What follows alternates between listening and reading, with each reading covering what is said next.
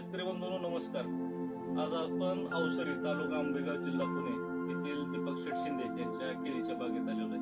तर शेतकरी बंधूंनो, थंडी प्रचंड वाढलेली आहे. संध्याकाळी 8 ते 9 डिग्री इतकी थंडी वाढलेली आहे. तर थंडी या दिवसात केळीची बागेची काय काळजी घ्यायला हवी याबाबत केळी तज्ञ राजपूत साहेब यांनी शेतकऱ्यांना मार्गदर्शन करावं अशी मी त्यांना विनंती करतो.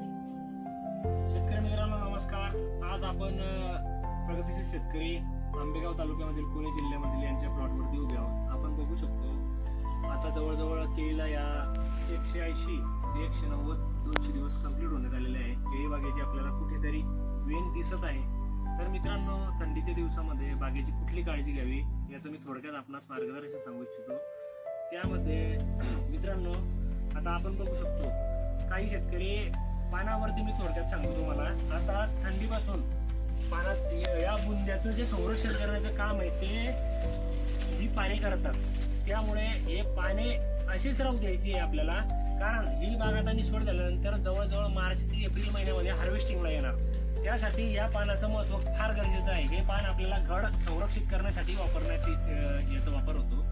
परत त्याचप्रमाणे मी आपल्याला काहीशे उत्पादने सांगणार आहे. त्याचा प्रामुख्याने वापर आपल्याला करणे गरजेचे आहे, जेणेकरून आपल्याला थंडीच्या दिवसामध्ये मुळा गरम ठेवण्यासाठी सल्फरचा वापर करणं गरजेचा असतो सुरुवातीच्या काळामध्ये. त्यामध्ये टेक्नोझिंक असं प्रामुख्याने आपण देऊ शकतो बागेला. परत सिलिकॉनचा वापर फार महत्वाचा रोल यामध्ये करतो. प्रकाश संश्लेषण क्रिया थांबते, तर प्रकाश संश्लेषण क्रिया वाढवण्याचं काम आपल्याला सिलिकॉन हे प्रामुख्याने करतं. त्याच पद्धतीत ट्रायकंटेनॉल वृद्धी, ज्यामध्ये हरितद्रव्य जे पानाचं ते संपतं, हरितद्रव्य आपल्याला कंटिन्यू ठेवण्यासाठी वृद्धी खालून आपल्याला ड्रीपद्वारे वापरणं गरजेचं असतं.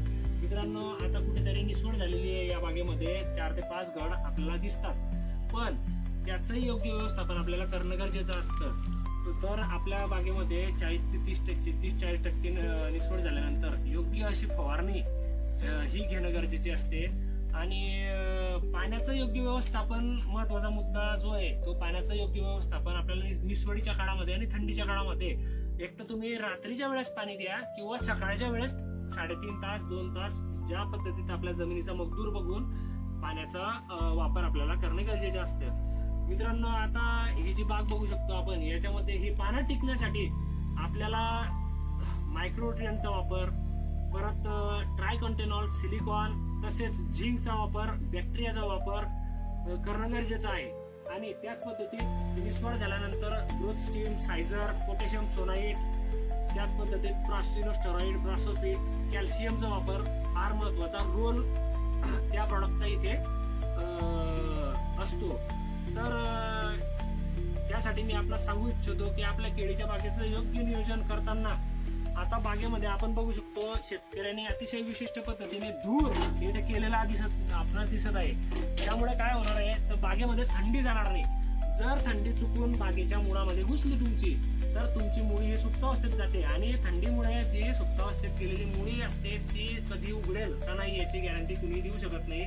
त्यामुळे आपल्याला थंडी आपल्या बागेमध्ये न राहावी, व्यवस्थित वातावरण आपल्यामध्ये मेंटेन राहण्यासाठी आपल्याला धुराचा वापर करणे आणि त्यामध्ये सल्फर जर तुम्ही थोड्याशा प्रमाणात जर मिसळलं तर अतिशय योग्य असं आपल्याला रिझल्ट बघण्यास मिळतात. तर आणि महत्वाचा मुद्दा म्हणजे आता तुमची नोव्हेंबर डिसेंबर जानेवारी महिन्यामध्ये जर तुमची निसवड होत असेल तर ते केळ 1 महिना मोडू नका. त्याने तुमचं म्हणजे चिलिंग बागेवरती येतच नाही. जर तुम्ही केळ फुल मोडलं तर लवकर तर चिलिंग बागेवर येते. चिलिंग हे राखण्यासाठी तुम्हाला सिलिकॉनचा आणि झिंकचा वापर हा फार महत्वाचा रोल आणि सल्फरचा वापर करणे गरजेचे असते. माहिती आवडल्यास आपण शेअर करा. धन्यवाद.